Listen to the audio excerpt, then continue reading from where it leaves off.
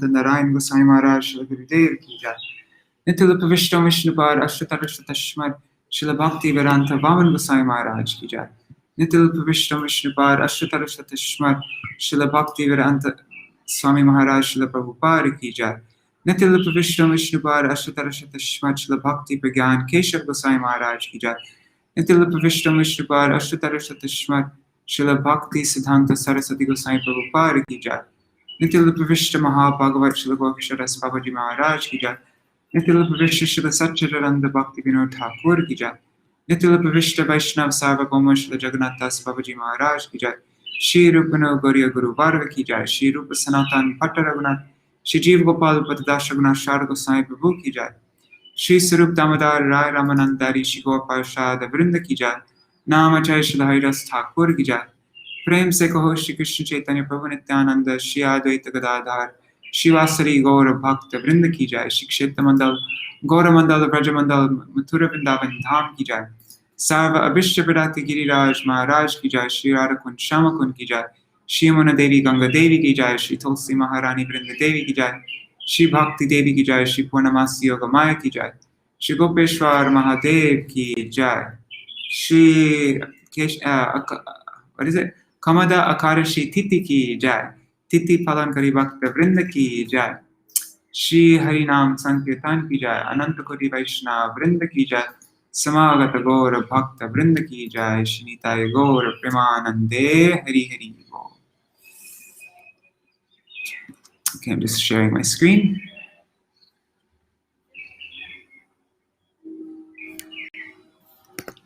Om Jnanatimirandasya Jnananjana Shalakaya Chakshurun Militam Yena Tasmai Shri Guruve Namah. Nama Om Vishnu Padaya Radhikaya Priyatmane Shri Śrīmad-Bhāgavatam Vedanta Narayanati Namine. Nama Om Vishnu Padaya Krishna Prishtaya Bhutale Śrīmate Bhakti Vedanta Swaminiti Namine. Vanchakalpatarubhyascha Kripa Sindhubhya Cha Patitanam Pavanebhyo Vaishnavebhyo Namo Namaha. Namo Mahavadanyaya Krishna Prema Pradayate Krishnaya Krishna Chaitanya Namne Gauratishe Namaha. Guruve Gaurachandraya Radhikaya Tadalaye Krishnaya Krishna Bhaktaya Tarbhaktaya Namo Namaha. Yam pravrajantam anupetam apeta krityam dvaipayano virahakatara ajuhavo putreti tanmayataya taravo bhinedus tang sarvabhuta hridayam munimanatosmi. Narayanam namaskritya narang chaiva narottamam devim saraswatim vyasam tato jayam udirayet. Shrinvatang Swakata Krishna Punya Shravana Kirtana Hridantasto Hyabadrani Vidhunoti Suhrit Satam Nashta Prayeshva Badreshu Nityang Bhagavata Sevaya Bhagavatuttama Shloke Bhaktir Bhavati Naishtaki Tavai Vasmi Na Jivami Tvaya Vina Iti Vigyaya Rate Tvam Nayamam Charanantikam Bhaktya Vihina Aparada Lakshai Kshiptashtakama Titarangamadhe Kripa Maitam Sharanam Prapanna Vrinde Namaste Charanarvindam Bhaja Shri Krishna Chaitanya Prabhu Nityananda Shri Advaita Gadadhar Shivasari Gaur Bhakta Vrinda Hare Krishna Krishna Krishna Hare Hare Hare Rama Rama Rama Hare Hare. Dandavat pranams. Dandavat pranams Madhavi Didi. And Now looking at Havan and Mayapur. Dandavat pranams, everybody here. So I just finished doing a thing on a shloka program. I read about Shraddha for 1 hour just now. So now I'm a little bit, anyhow,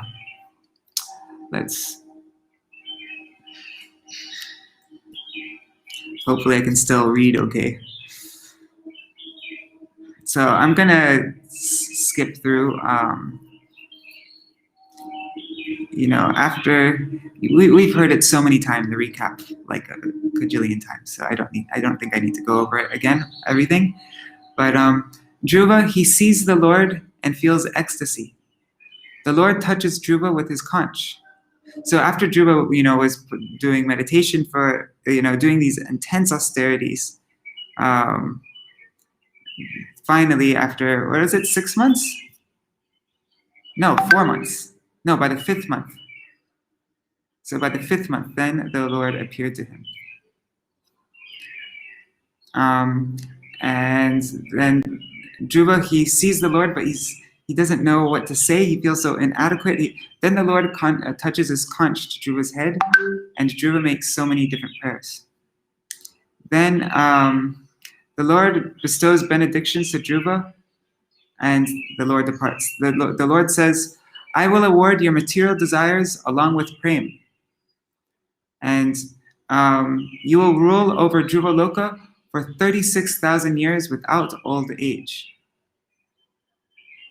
Sorry, no. I got that wrong. You will rule over Dhruva Loka, but before that, you will rule in this world, right? For 36,000 years without old age, and then you'll get Dhruva Loka, pretty sure. Then Uttam and Suruchi will die in future. And then sacrifice, enjoyment, and remembrance at the end. Having gone to Dhruva Loka, you will not return. Then the Lord departs. Then we read about Dhruva's displeasure and Vidura's inquiry about it. And then Dhruva thought, I've attained the rarest thing, but I fell. And then the demigods, you know what? I'm going to read from the book rather than just reading such a short thing. Okay.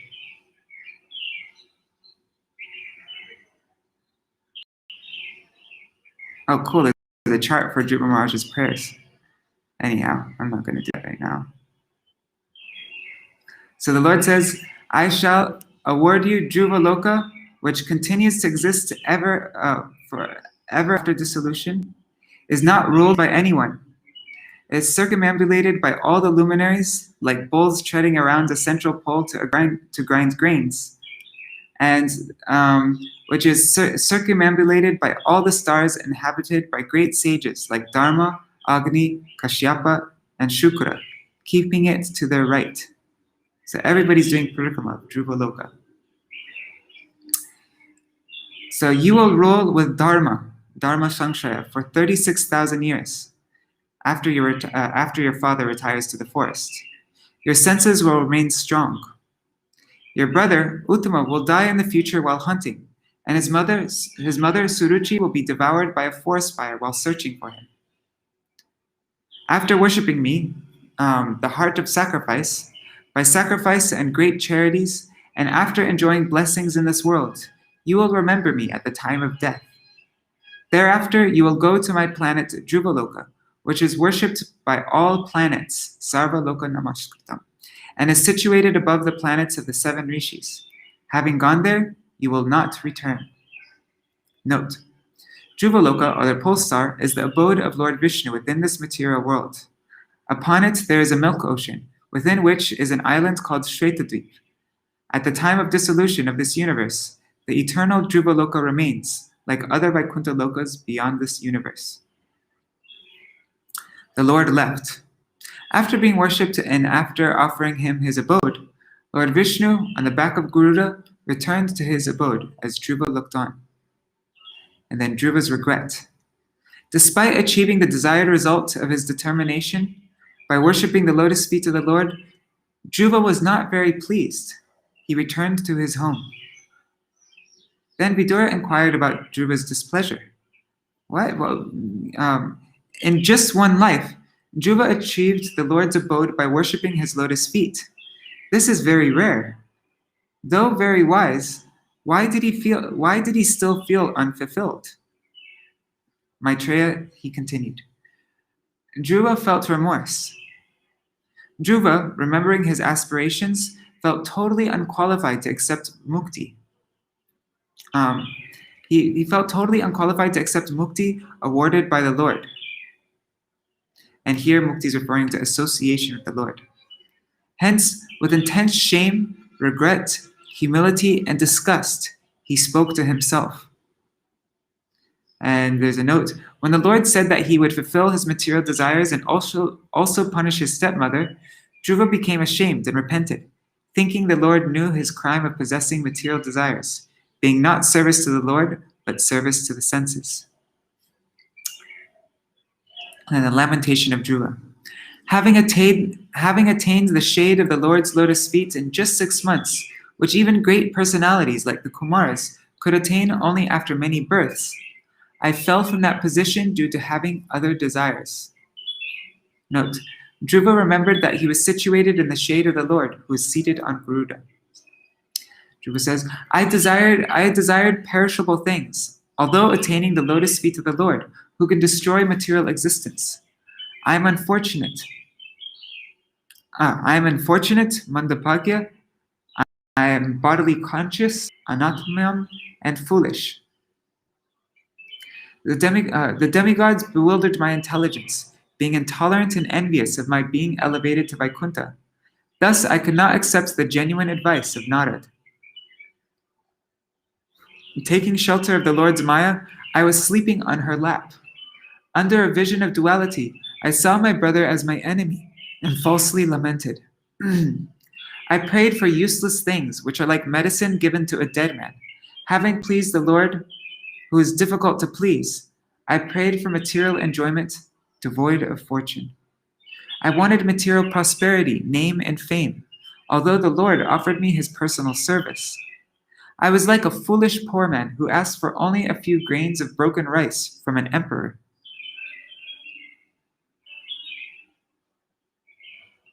All right, so this is where we read up to. Now we'll continue reading from the book. Haribo Raseshwari Mataji.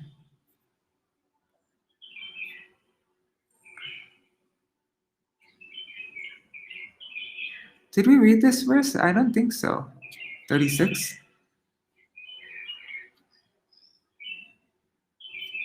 Let me look really quick on this.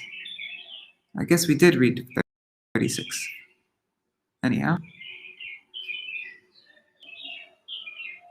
I'm just going to read it quickly. Maitreya Uvacha Navaya Mukundasya Padara Vindayo Rajojushastata Bhavadrisha Jana Vanchantita Dasya Mritirtamatmano Yadrichaya Labdva Mana Samritaya. The great sage Maitreya continued, My dear Vidura, persons like you, who are pure devotees of the lotus feet of Mukunda, the Supreme Personality of Godhead, who can offer liberation, and who are always attached to the honey of his lotus feet, are always satisfied in serving the lotus feet of the Lord. In any condition of life, such persons remain satisfied, and thus they never ask the Lord for material prosperity. Purport by Srila Prabhupada. Did we read this? I don't even remember it, so I'm just going to read it. Oh. Purport by Srila Prabhupada. In the Bhagavad Gita, the Lord says that He is the supreme enjoyer, the supreme proprietor of everything and anything within this creation, and He is the supreme friend of everyone. When one knows these things perfectly, he is always satisfied. The pure devotee never hankers after any kind of material prosperity. The karmis, however, or jnanis or yogis, endeavor always for their own personal happiness. Karmis work day and night to improve their economic condition. Jnanis undergo severe austerities in order to get liberation. And yogis also undergo severe austerities by practicing the yoga system for attainment of wonderful mystic powers. A devotee, however, is not interested in such activities. He does not want mystic powers or liberation or material prosperity. He is satisfied in any condition of life, as long as he is constantly engaged in the service of the Lord. The Lord's feet are compared to the lotus, wherein there is saffron dust. A devotee is always engaged in drinking the honey from the lotus feet of the Lord. Oh, I kind of remember this now. Unless one is freed from all material desires, he cannot actually taste the honey from the Lord's lotus feet. One has to discharge his devotional duties without being disturbed by the coming and going of material circumstances. This desirelessness for material prosperity is called nishkam. I remember this now. One should not mistakenly think that nishkam means giving up all desires. That is impossible. A living entity is eternally existent, and he cannot give up desires. A living entity must have desires. That is a symptom of life. When there is a recommendation to become desireless, it is to be understood that this means that we should not desire anything for a sense gratification.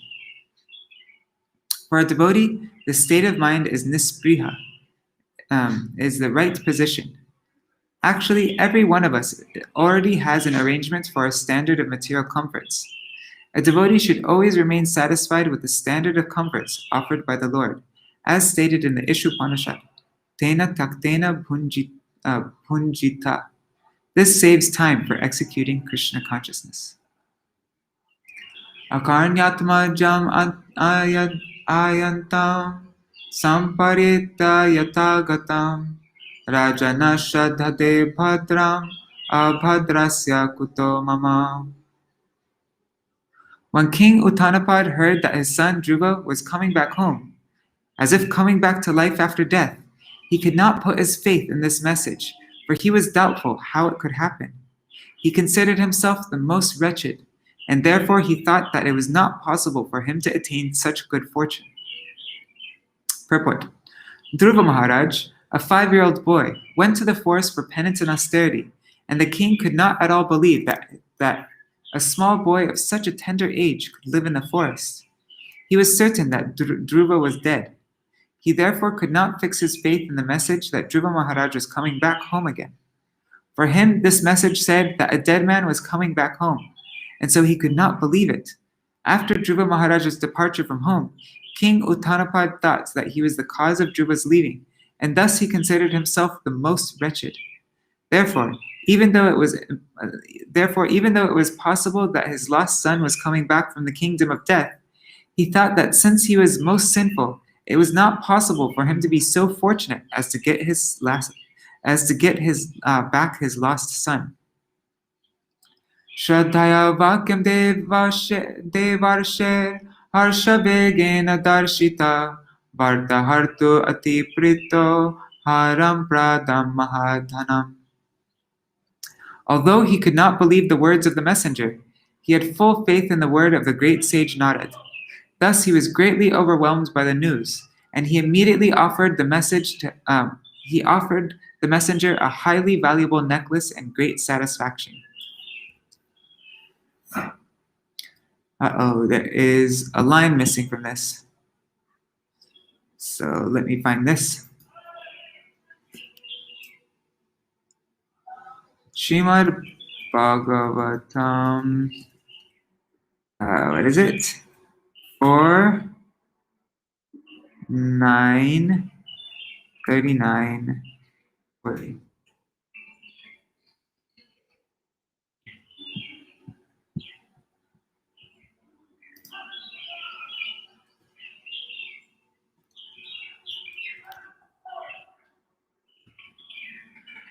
Ayangshi yasamapipat putra sneha snutanyalam Bhagavan devaki putra kaivalya dakila prada tasam aviratam krishne kurvatinam sutekshanam na puna kalpate rajan sangsara jnana sambhava.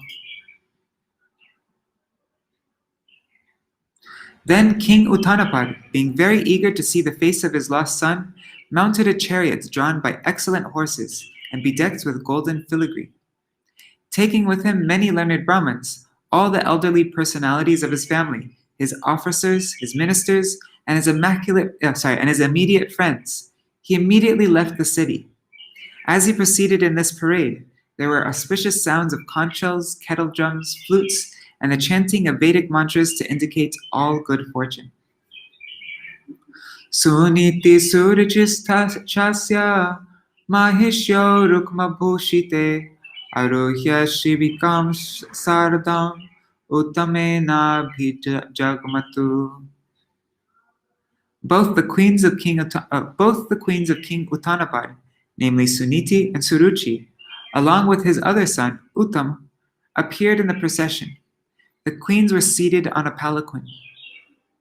Purport: after the departure of Dhruva Maharaj from the palace, the king was very afflicted, but by the kind words of Saint Narad, he was partially satisfied. He could understand the great fortune of his wife Suniti and the great misfortune of Queen Suruchi, for these facts were certainly very open in the palace. But still, when the news reached the palace that Dhruva Maharaj was returning, his mother Suniti, out of her great compassion and due to her being the mother of a great Vaishnava, did not hesitate to take the other wife, Suruchi, and her son, Uttam, on the same palanquin. That was the greatness of Queen Suniti, the mother of the great Vaishnava, Dhruva Maharaj.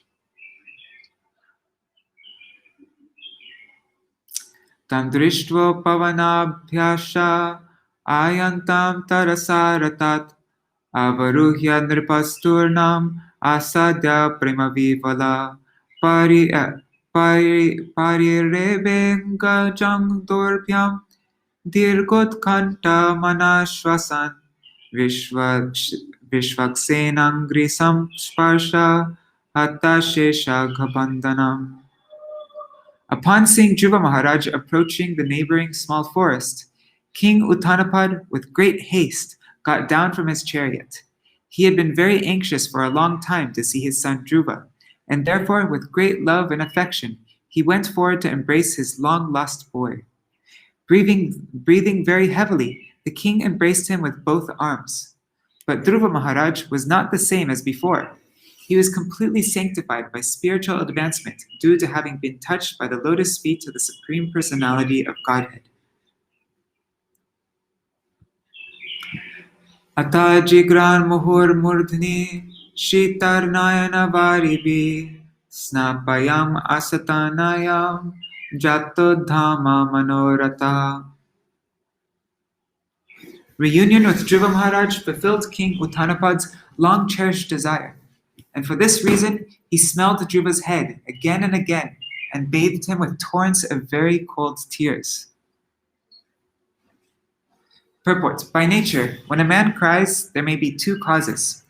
When one cries in great happiness upon fulfillment of some desire, the tears coming forth from the eyes are very cold and pleasing, whereas tears in times of distress are very hot. Abhivandya pitu padav ashirbhischabimantrita nanama mattaro shirshna satkrita sajjanagrami.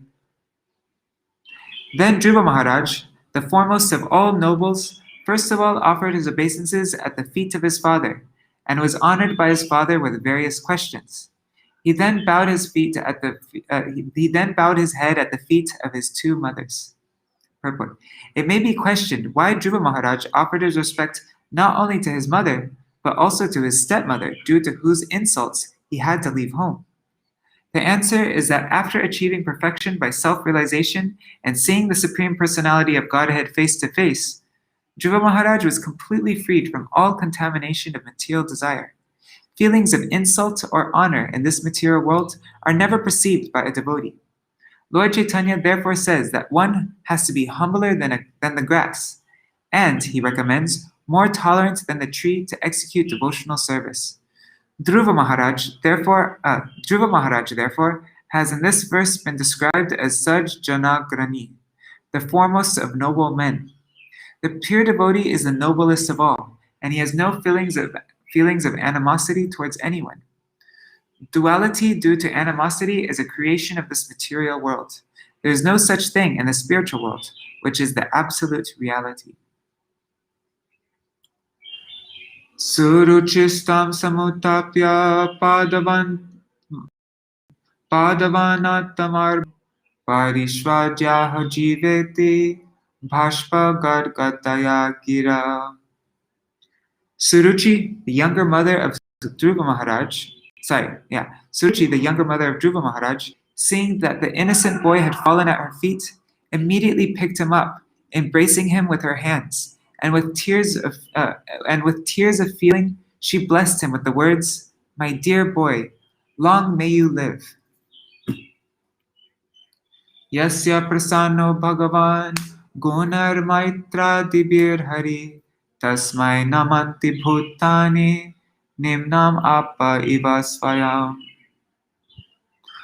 Unto one who has transcendental qualities due to friendly behavior with the Supreme Personality of Godhead, all living entities offer honor, just as water automatically flows down by nature. Just as water automatically flows down by nature.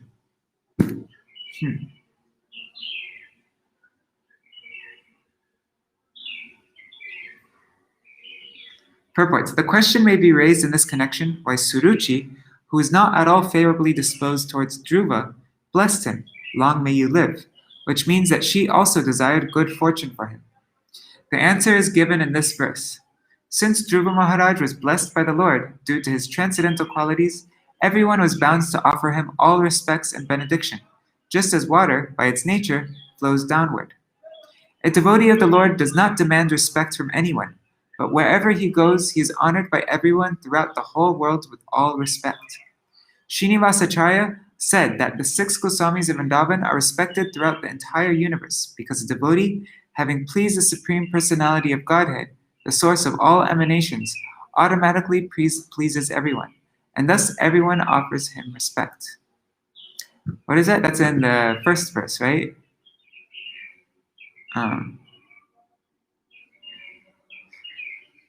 How does it go? Krishna Kirtana Gananatan. Dhira Dhira Jana Priya Priya Karo. Dhira Dhira Jana Priya Priya Karo. That's the meaning. Even to the saintly people, to the Dhira, and to the ruffians, to the Adhir, he is dear to them all.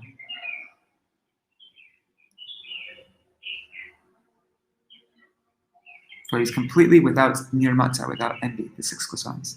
Uttamascha Dhruvascho bhav anyonyam prema vivalo anga sangar utpulaka asro gram muhura uhatu. The two brothers, Uttam and Dhruva Maharaj, also exchanged their tears. They were overwhelmed by the ecstasy of love and affection, and when they embraced one another, the hair on their bodies stood up. Sunitera sajanane pranebhyopi priyam sutam upaguhya jahavadhim taranga sparshani nirvrita. Suniti, the real mother of Dhruva Maharaj, embraced the tender body of her son, who was dearer to her than her own life, and thus forgot all material grief, for she was very pleased. Payastanabhyam susrava netra jai salilai shivai tadabhishichamanabhyam vira vira subho mahu. My dear Vidura, Suniti was the mother of a great hero. Her tears, together with the milk flowing from her breasts, wet the whole body of Dhruva Maharaj. This was a great auspicious sign. Purport. When deities are installed, they are washed with milk, yogurt, and water, and this ceremony is called Abhishek. In this verse, it has been especially mentioned that the tears which flowed down from the eyes of Suniti were all auspicious. This auspiciousness of the Abhishek ceremony performed by his beloved mother was an indication that in the very near future, Dhruva Maharaj would be installed on the throne of his father. The history of Dhruva Maharaj's leaving home was that his father refused to give him a place on his lap, and Dhruva Maharaj determined that unless he got the throne of his father, he would not come back. Now this Abhishek ceremony performed by his beloved mother was an indication that he would occupy the throne of Maharaj Uttānapāda. It is also significant in this verse that Suniti, the mother of Dhruva Maharaj, is described as Vira Su, a mother who produced a great hero. There are many heroes in the world, but there is no comparison to Dhruva Maharaj, who is not only a heroic emperor of this planet, but also a great devotee. A devotee is always a great hero because he conquers the influence of Maya. When Lord Chaitanya inquired from Ramananda Rai about the most famous man in this world, the latter replied that anyone who is known as a great devotee of the Lord is to be accepted as the most famous.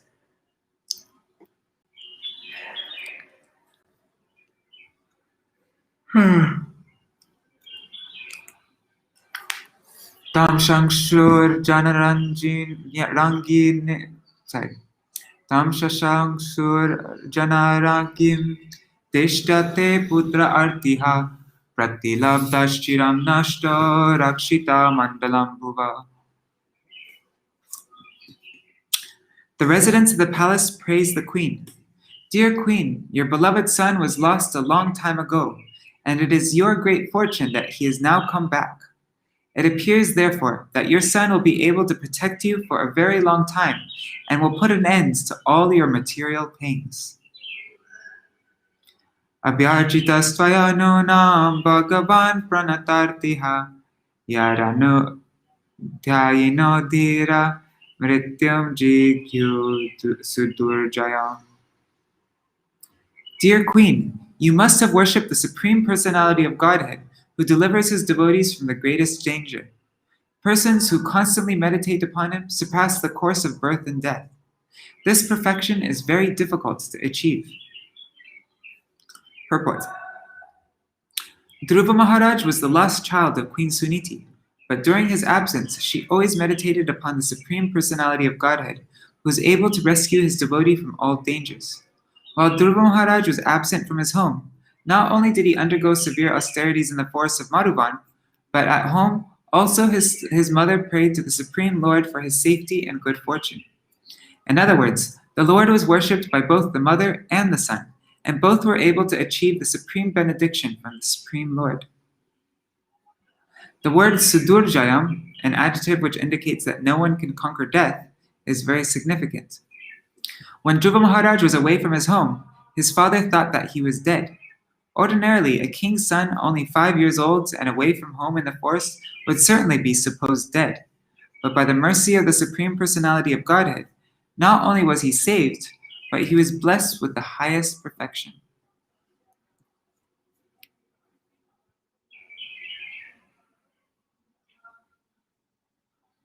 Lalyamanam janarevam dhruvam sabhrataram nripa aropya karinim hrishta stuyamano vishatpuram. The sage Maitreya continued, My dear Vidura, when everyone was thus praising Dhruva Maharaj, the king was very happy, and he had Dhruva and his brothers seated on the back of a she-elephant. Thus he returned to his capital, where he was praised by all classes of men. Tatra tatra pashankliptar lasanma karatoranai savrindai kadali stambhai pugapotais chatarvidhai. The whole city was decorated with columns of banana trees containing bunches of fruits and flowers, and betel nut trees with leaves and branches were seen here and there. There are also many gates set up, which were structured to give the appearance of sharks. Interesting. Purport: auspicious ceremonies with decorations of the green leaves of palm, coconut trees, betel nut trees, banana trees, and fruits, flowers, and leaves are an age-old custom in India. To receive his great son Dhruva Maharaj, King Uttānapāda arranged a good reception, and all the citizens very enthusiastically took part with great jubilation.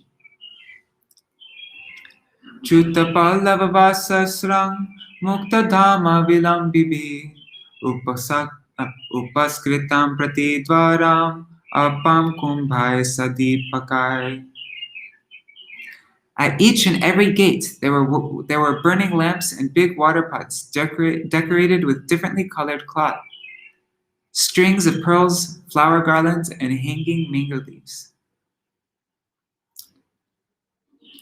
Prakarer gopurakarai shatakumbha parichadai sarvata lankritam Śrīmad Vimana Shikara Dubi.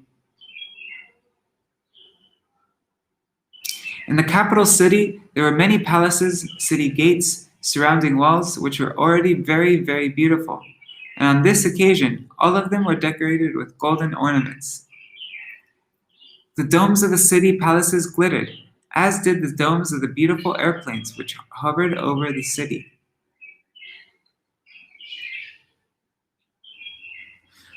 Purports. Regarding the mention of airplanes here, it is suggested by Śrīmad-Bhāgavatam that on this occasion the demigods from higher planetary systems also came in their airplanes to bestow their blessings on Dhruva Maharaj on his arrival at the capital of his father. It also appears that the domes of the city palaces, as well as the pinnacles of the temples, were decorated with sunshine. They were all glittering. We can observe a specific distinction between Dhruva Maharaj's time and modern days, for the airplanes in those days were made of gold, whereas the present moment airplanes are made of the base aluminum. This just gives a hint of the opulence of Dhruva Maharaj's days and the poverty of modern times. Okay, I need to stand up. 1 second. Ugh.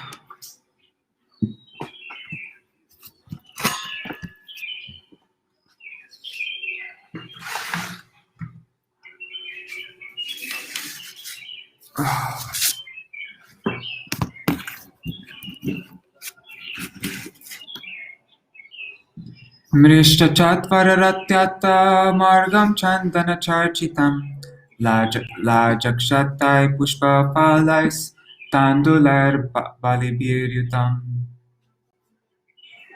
All the quadrangles, lanes, and streets in the city, and the raised sitting places at the crossings were thoroughly cleansed and sprinkled with sandalwood water. And auspicious grains such as rice and barley, and flowers, fruits, and many other auspicious presentations were scattered all over the city. Dhruvaya patidrishtaya tatra tatra purastriya Siddhartha kshatatatyambu durva pushpa falani cha. It's a line missing. 58, 59.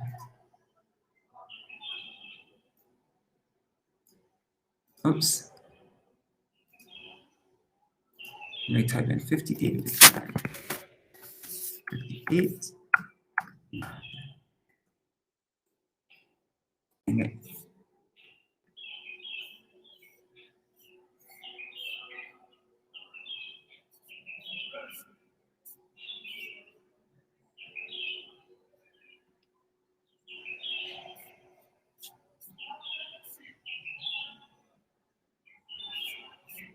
Sorry, guys. Just getting it open.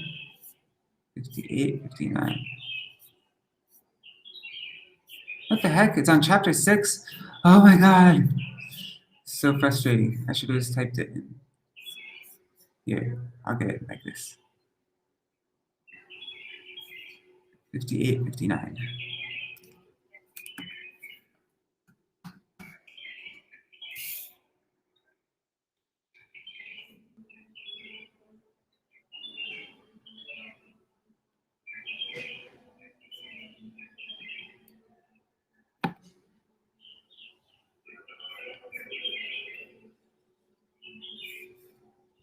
Okay. Upajahru prayunjana vatsalyar ashisha sati shrinvangstar balgur gitani pravishar bhavanam pitu. Come on. Okay. Thus, as Dhruva Maharaj passed on the road, from every place in the neighborhood, all the gentle household ladies assembled to see him, and out of maternal affection, they offered their blessings, showering him with the white mustard seed, barley, curd, water, newly grown grass, fruits, and flowers. And this way, Dhruva Maharaj, while hearing the pleasing songs sung by the ladies, entered the palace of his father. Mahima of Mahamani Vratamaye Satasmin Bhavanottame Lalito Nitarang Pitra Nyavasad Divite Vavat. Dhruva Maharaj thereafter lived in his father's palace, which had walls bedecked with highly valuable jewels. His affectionate father took particular care of him, and he dwelled in that house just as the demigods live in their palaces in the higher planetary systems. Payapena nibhashaya danta rukma parichada asanani maharhani yatra rukma upaskara. The bedding in the palace was as white as the foam of milk and was very soft. The bedsteads were made of ivory with embellishments of gold, and the chairs, benches, and other sitting places and furniture were also made of gold. Yatra spatika kutyeshu mahamara kateshu cha mani pradipa abhanti lalana ratna sangyuta.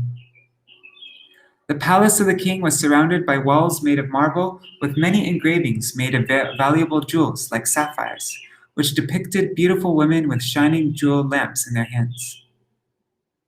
Purport. The description of King Uttānapāda's palace depicts the state of affairs of many hundreds and thousands of years ago, long before Śrīmad-Bhāgavatam was compiled.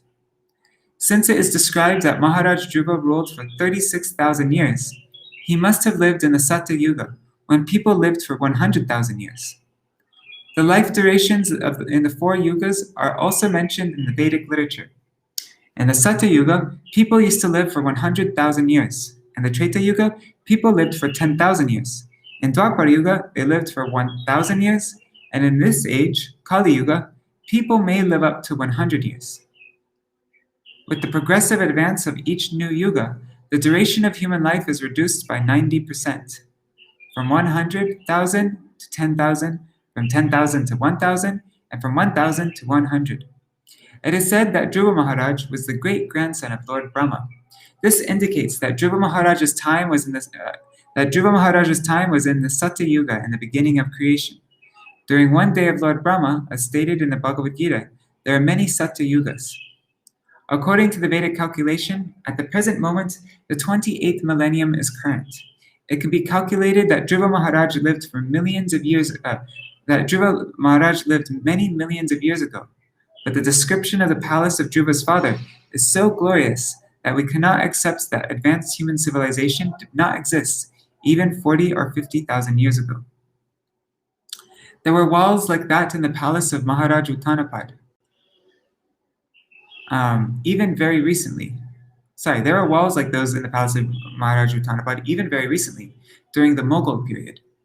Anyone who has seen the Red Fort in Delhi must have marked that the walls are made of marble and were once decorated with jewels. During the British period, all these jewels were taken away and dispatched to the British Museum. The conception of worldly opulence was formerly based mainly on natural resources such as jewels, marble, silk, ivory, gold, and silver. The advancement of economic development was not based on big motor cars. Advancement of human civilization depends not on industrial enterprises, but on possession of natural wealth and natural food, which is all supplied by the Supreme Personality of Godhead, so that we may save time for self-realization and success in the human form of body. Another aspect of this verse is that Dhruva Maharaj's father, Uttānapāda, would very soon give up attachment for his palaces and would go to the forest for self-realization. From the description of Śrīmad-Bhāgavatam, therefore, we can make a very thorough comparative study of modern civilization and the civilization of mankind in the other millenniums, Satya Yuga, Treta Yuga, and Dwapara Yuga. Udyanani charamyani vichitrar amara drumai kujar vihangamitunar gayan matta madhuvratai. The king's residence was surrounded by gardens wherein there were varieties of trees brought from the heavenly planets. In those trees, there were pairs of sweetly singing birds and almost mad bumblebees, which made a very relishable buzzing sound. Purport. In this verse, the word Amara Drumai, with trees brought from the heavenly planets, is very significant. The heavenly planets are known as Amar Lok, the planets where death is very much delayed. Because the people there live for 10,000 years according to the calculation of the demigods, in which our 6 months are equal to 1 day. The demigods live in the heavenly planets for months, years, and 10,000s of years, according to demigod time. And then again, after the results of their pious activities are exhausted, they fall down to this earth. These are the statements that can be collected from Vedic literature. As the people there live for 10,000 years, so also do the trees. Of course, here on this earth, there are many trees which live for 10,000 years. So what to speak of the trees on the heavenly planets? They must live for more than many 10,000. They must live for more than many 10,000s of years. And sometimes, as practiced even now, some valuable trees are taken from one place to another. It is elsewhere stated that when Lord Krishna went to the heavenly planets with his wife Satyabhama, he took a parijata flower tree from heaven and brought it to the earth. There was a fight between Krishna and the demigods due to the parijata trees being taken from heaven to this planet. The parijata was planted in the palace of Lord Krishna, which was occupied by Queen Satyabhama. The flower and fruit trees in the heavenly planets are superior, for they are very pleasant and tasteful, and it appears that in the palace of Maharaj Uttānapāda, there are many varieties of such trees. Vapyo Vaidurya Sopana Parmotpala Komorvati Hangsakaran Davakular Jushtas Chakrava Sarasai. There were emerald staircases which led to lakes full of variously colored lotus flowers and lilies, and swans, karandavas, chakravakas, cranes, and similar other valuable birds were visible in those lakes.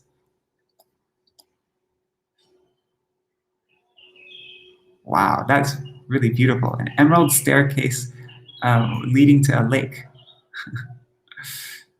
I love this. Purport.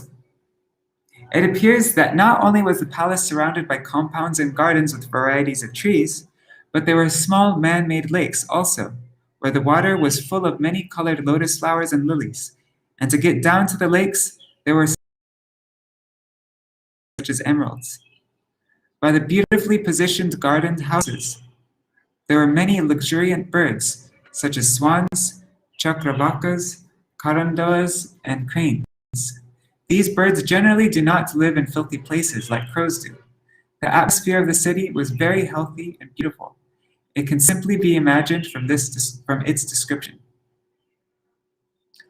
Uttānapāda Rajarshi Prabhavam Tanayasyatam Shrutva Drishtvad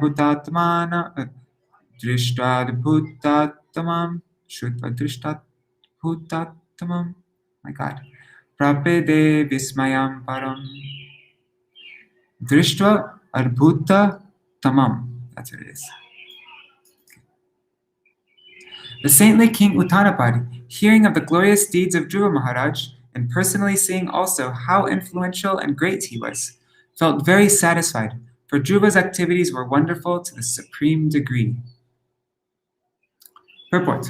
When Dhruva Maharaj was in the forest executing his austerities, his father, Uttānapāda, heard everything about his very wonderful activities. Although Dhruva Maharaj was the son of a king and only 5 years old, he went to the forest and executed devotional service under strict austerity. Therefore, his acts were all wonderful, and when he came back home, naturally, because of his spiritual qualifications, he became very popular amongst the citizens. He must have performed many wonderful activities by the grace of the Lord. No one is more satisfied than the father of a person who is credited with glorious activities. Maharaj Uttānapāda was not an ordinary king. He was a Rajarshi, a saintly king. Formerly, this earth was ruled by one saintly king only. Kings were trained to become saintly. Therefore, they had no other concern than the welfare of the citizens. These saintly kings were properly trained, and as mentioned in Bhagavad Gita also, the science of God, or the yoga system of devotional service known as Bhagavad Gita, was spoken to the saintly king of the sun planet, and gradually it descended to the Kshatriya kings who were generated from the sun and the moon. If the head of the government is saintly, certainly the citizens become saintly, and they are very happy because both their spiritual and physical needs and hankerings are satisfied. Vikshodavayasam tang cha prakritinam cha sammatam anurakta prajam raja Dhruvam chakram bhuvapatim. When, after concentration, King Uttānapāda saw that Dhruva Maharaj was suitably mature to take charge of the kingdom, and that his ministers were agreeable, and the citizens were also very fond of him, he enthrones Dhruva as emperor of this planet. Purport. Although it is misconceived that formally the monarchical government was autocratic, from the description of this verse it appears that not only was King Uttānapāda a Rajarshi, but before installing his beloved son Dhruva on the throne of the empire of the world, he consulted his ministerial officers, considered the opinion of the public, and also personally examined Dhruva's character. Then the king installed him on the throne to take charge of the affairs of the world. When a Vaishnav king like Dhruva Maharaj is the head of government of the entire world is so happy that it is not possible to imagine or describe. Even now, if people would all become Krishna conscious, the democratic government of the present day would be exactly like the kingdom of heaven. If all people became Krishna conscious, they would vote for persons in the category of Dhruva Maharaj. If the post of chief executive were occupied by such a Vaishnava, all the problems of satanic government would be solved. The youthful generation of the present day is very enthusiastic in trying to overthrow the government in different parts of the world. But unless people are Krishna conscious like Dhruva Maharaj, there will be no appreciable changes in the government, because people who hanker to attain political position by hook or by crook cannot think of the welfare of the people. They are only busy to keep their position for prestige and monetary gain. They have very little time to think of the welfare of the citizens. This is the last verse. Atmanam cha pravayasam akalaya vishampati vanam virakta pratishtar vimrishan atmano gatim. After considering his advanced age and deliberating on the welfare of his spiritual self, King Uttānapāda detached himself from worldly affairs and entered the forest. Purport. This is a sign of a Rajarshi. King Uttānapāda was very opulent and was emperor of the world, and these attachments were certainly very great. Modern politicians are not as great as kings like Maharaj Uttānapāda, but because they get some political power for some days, they become so much attached to their positions that they never retire unless they are removed from their posts by cruel death or killed by some opposing political party. It is within our experience that the politicians in India do not quit their positions until death. This was not the practice in the olden days, as it is evident from the behavior of King Uttānapāda. Immediately after installing his worthy son Dhruva Maharaj on the throne, he left his home and palace. There are hundreds and thousands of instances like this in which kings in their mature age would give up their kingdoms and go to the forest to practice austerity. Practice of austerity is the main business of human life. As Dhruva Maharaj practiced austerity in his early age, his father Maharaj Uttānapāda in his old age also practiced austerity in the forest. In modern days, however, it is not possible to give up one's home and go to the forest to practice austerity. But if people of all ages would take shelter of the Krishna consciousness movement and practice the simple austerities of no illicit sex, no intoxication, no gambling, and no meat eating, and chant the Hare Krishna mantra regularly, 16 rounds. By this practical method, it would be a very easy task to get salvation from this material world. Thus ends the Bhaktivedanta purports of the 4th canto, 9th chapter of the Śrīmad-Bhāgavatam, entitled Dhruva Maharaj Returns Home. Next, we'll read about Dhruva Maharaj's fight with the Yakshas.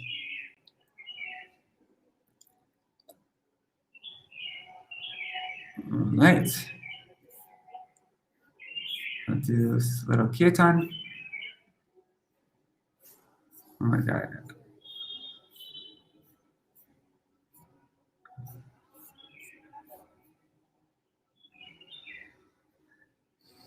Let me get the Mridanga really quick.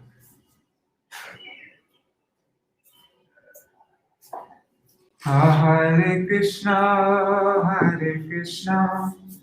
Krishna Krishna Krishna Hare Hare Hare Rama Rama Rama Hare Hare Hare Krishna Krishna Krishna Hare Hare Hare Rama Rama Rama Hare Hare Hare Krishna Krishna Krishna Hare Hare Hare Ram Ram Ram Hare Hare Hare Krishna Krishna Krishna Hare Hare Hare Ram Ram Ram Hare Hare Hari Bol Hari Bol Hari Bol Hari Bol Nitai Gaur Hari Bol Hari Bol Hari Bol Nitai Gaur Hari Bol.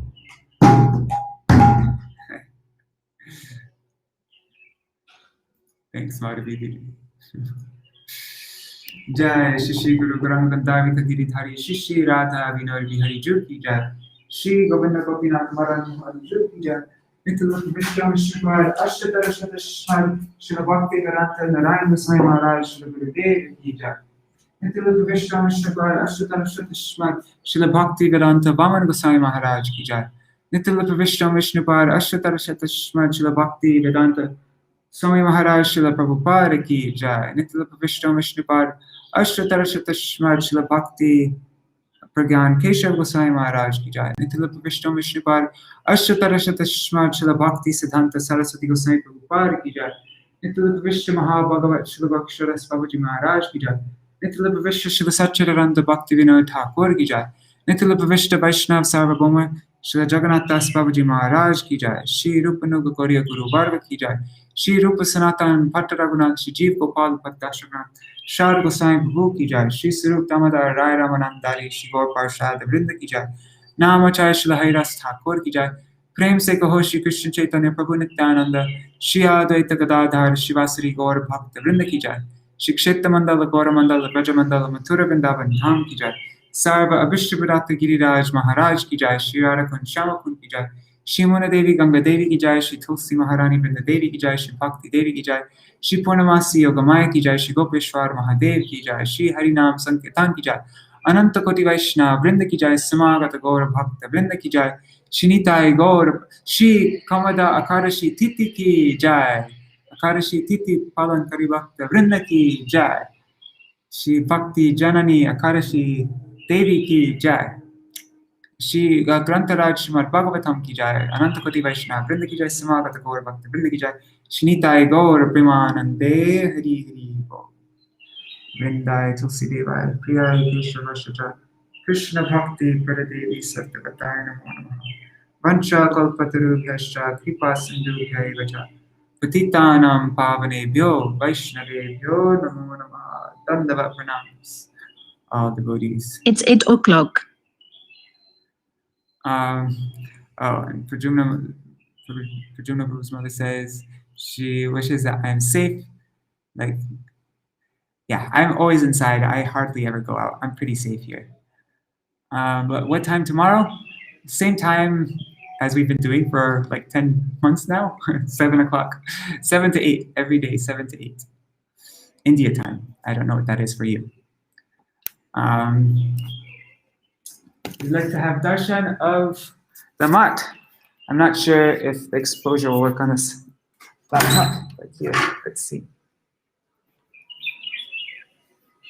There, yes, it works. Great.